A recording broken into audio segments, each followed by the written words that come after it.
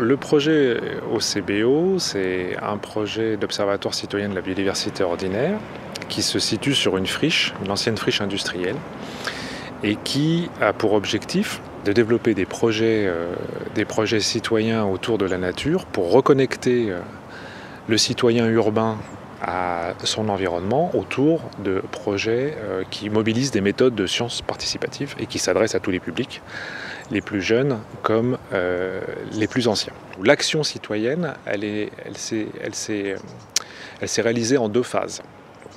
La première phase, c'était un combat contre une agression sur un espace commun où les citoyens n'ont pas été informés en amont de ce qui allait se passer.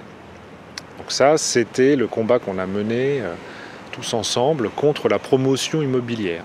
Donc là, les citoyens se sont mobilisés, et notamment les riverains de l'îlot Périns, contre l'appropriation que nous, on a considérée comme frauduleuse d'un espace vital commun à tous. Il n'y a eu aucune concertation en amont pour informer les gens de la volonté de la municipalité de concourir à cet appel à idées pour faire de la promotion immobilière sur ce terrain. Ça peut tout à fait se défendre. La question, c'est qu'on a été mis devant le fait accompli.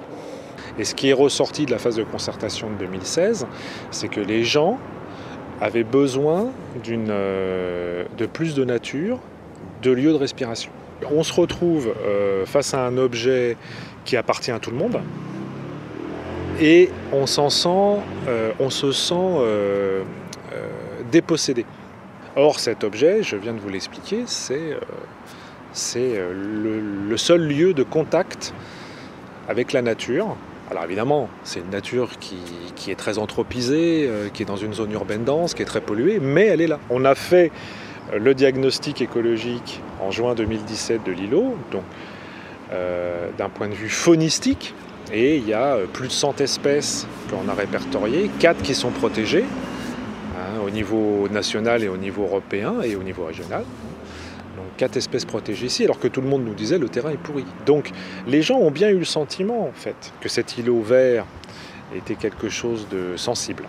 Dans la phase de combat, on a discuté avec des gens d'autres quartiers dans ce collectif citoyen. Il y a eu beaucoup de discussions âpres, mais c'était intéressant parce que du coup, c'était argument contre argument. Donc il n'y avait pas de délit d'opinion, si vous voulez. Ce que l'association Agis va amener, c'est le fond, l'analyse territoriale, budgétaire, urbaine, écologique. On a abordé tous les pans, en fait, de la ville, ou de la vie dans la municipalité, et on a discuté de ça. Et c'est là où les discussions ont été âpres. Il a fallu que certaines personnes admettent les faits. Les gens se battaient contre les faits. Donc nous, on a amené des faits qui étaient publiés par la municipalité, par l'INSEE, par l'IRP maintenant, l'Institut ou l'IPR, l'Institut Paris Région, l'ancien IAU, publié par le Muséum d'Histoire Naturelle, publié par le CNRS, etc., etc. Donc on a pris tout ce qui est l'INSEE, tout ce qui était institutionnel, et on a analysé Gentilly au travers de ça. Donc on a amené plusieurs arguments.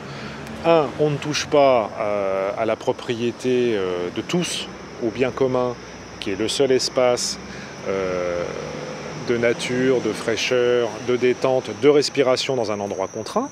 Donc ici, au centre du plateau, on est à 400 mètres de l'autoroute et à 400 mètres du périphérique, par exemple. Donc le taux de particules fines ou de polluants est beaucoup moins élevé qu'à 50 mètres de chacun de ces grands axes. C'est facile de rassembler les gens sur un combat.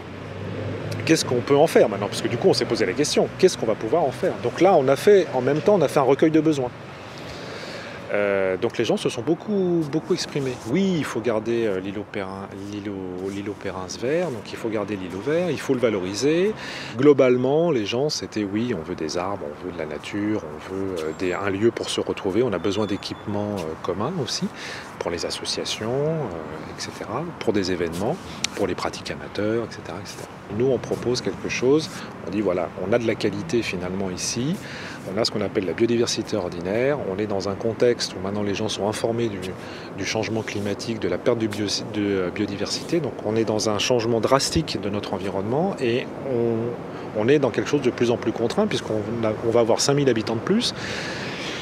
et que le schéma directeur d'Île-de-France, qui est l'élément de référence jusqu'en 2030 pour l'aménagement de la métropole, a tendance à promouvoir la densification.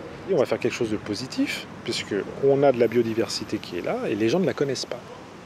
On propose une prairie arborée qui traverserait l'îlot dans la partie ouest, haute de l'îlot, et qui fait le lien entre les espaces de détente qui sont ouverts au public et l'association de la Friche Enchantée qui venait de s'installer avec ses composteurs. Et on voudrait avoir quelque chose qui renforce en fait la continuité écologique qu'on a sur l'îlot. Ce qu'on a retiré de ce combat en termes positifs, c'est qu'il y a beaucoup de gens qui ont compris comment on pouvait analyser un état d'une ville. Vous voyez, tous les paramètres qu'il faut prendre en compte. Les paramètres, c'est pas qu'un nombre d'habitants rapporté à une surface. C'est comment ces habitants vont vivre ensemble et dans quel cadre.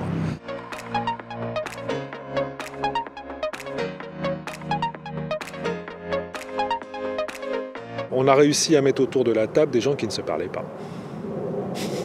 Ou très mal, ou très peu. On a organisé beaucoup de réunions publiques. Il y a eu beaucoup de prises de parole de gens qu'on n'avait jamais entendus. Donc ça, tant mieux. Donc ça veut dire qu'on a touché un point sensible. Et les gens se sentent concernés. Il y a eu des mots forts, des mots durs. Voilà, ça c'est le point négatif. Et le point négatif aussi, c'est de décrypter la désinformation.